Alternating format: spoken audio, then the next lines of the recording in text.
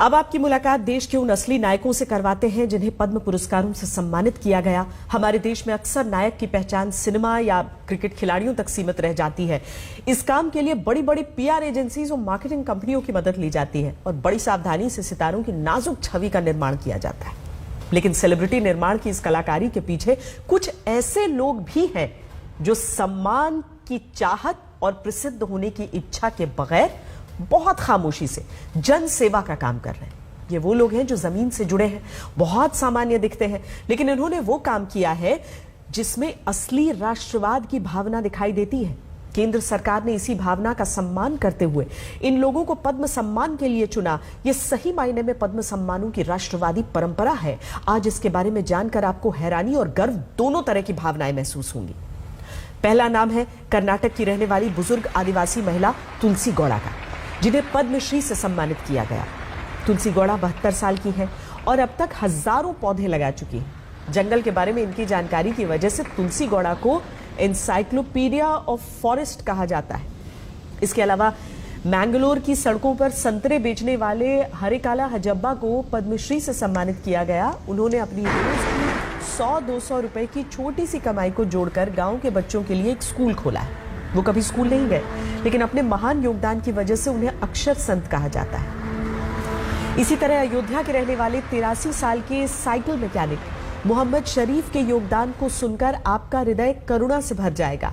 मोहम्मद शरीफ पिछले 20 वर्षों से लावारिस शवों का अंतिम संस्कार कर रहे हैं। अपने इस नेक काम की वजह से इलाके के लोग इन्हें शरीफ चाचा के नाम से बुलाते हैं। सरकार से इनकी शराफत और योगदान को देखते हुए पद्मश्री पुरस्कार से नवाजा है। पद्म सम्मान पाने वाले ये ऐसे लोग हैं जो सिर्फ कर्म करते हैं, फल की इच्छा नहीं रखते। ये भारत का सौभाग्य है कि हमारे देश में ऐसे लोग आज भी मौजूद हैं और राष्ट्र निर्माण में योगदान दे रहे हैं। इस योगदान का उत्सव मनाना पूरे देश के लिए आवश्यक है। तुलसी गौड़ा, समाज सेवा, पर्यावरण। डॉक्टर हिम्मताराम भांभू, समाज सेवा, पर्यावरण। श्री हरिकल हाजब, समाज सेवा।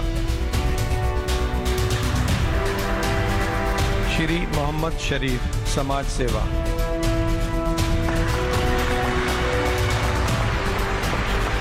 श्रीमती तुलसी गौड़ा, समाज सेवा, पर्यावरण। पद्म पुरस्कार के रेड कारपेट पर नंगे पैरों के साथ बढ़ती हुई तुलसी गौड़ा की ये तस्वीर आज हर हिंदुस्तानी के दिल में अंकित हो गई है।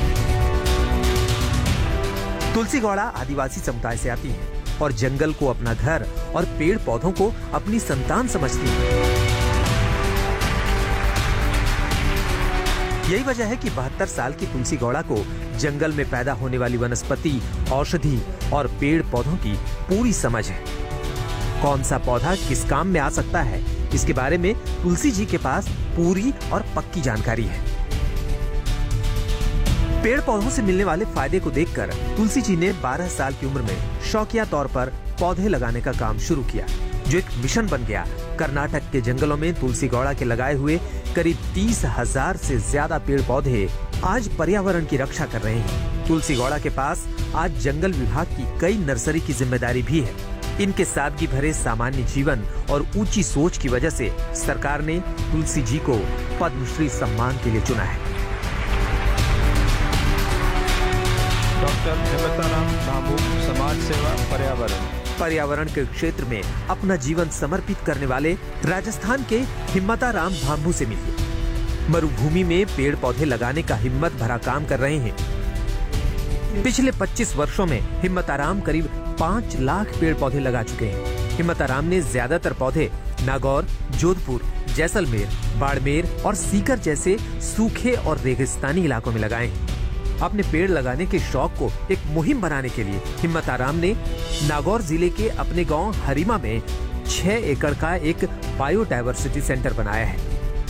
रेगिस्तान को हरा भरा करने की इस पॉजिटिव जिद की वजह से सरकार ने हिम्मताराम को पद्मश्री से सम्मानित किया है। श्री हरिकल हाजब, समाज सेवा। मेहनत का फल मीठा होता है, ये तो आपने सुना होगा, लेकिन आज इसकी जीती जागती मिसाल भी देख लीजिए। मैंगलोर की सड़कों पर फल बेचने वाले हरिकाला हजब्बा ने स्कूल खोलने का सपना देखा और इसे सच करके दिखाया। जबकि हरेकाला जी खुद कभी स्कूल नहीं गए, लेकिन स्कूल खोलने का इरादा दिल को चुभने वाली एक घटना ने पक्का कर दिया।